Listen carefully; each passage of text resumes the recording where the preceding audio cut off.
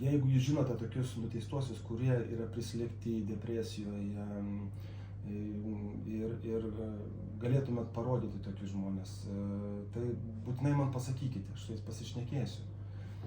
Ir jis sako iš karto, taip yra, toks vienas nesenai atėjo, jisai padarė sunkų nusikaltimą, nenoriu pasakoti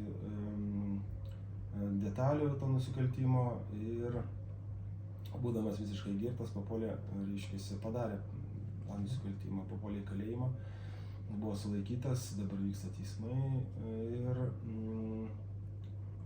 sako, vat jis labai prislėgtas, pakalbėkit su juo. Jisai jį išvedė iš kameros, aš pakalbėjau su juo, aš turiu atskirą tokią patalpėlę, kabinetą ir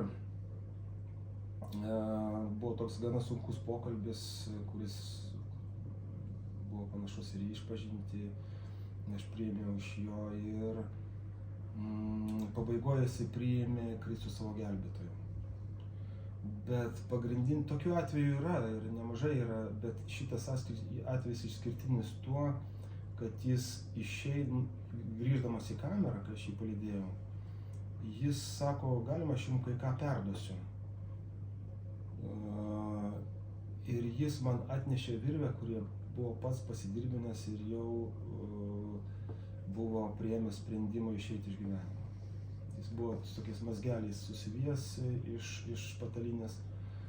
Ir jei aš būčiau neatėjęs tada su trumpikėmis, va taip kaip atrodžiau, kai buvau apsirengęs, galbūt kitą kartą po savaitės, kai būčiau aš jį pas jį atėjęs, jau jo galbūt nebūtų gyvųjų tarpe.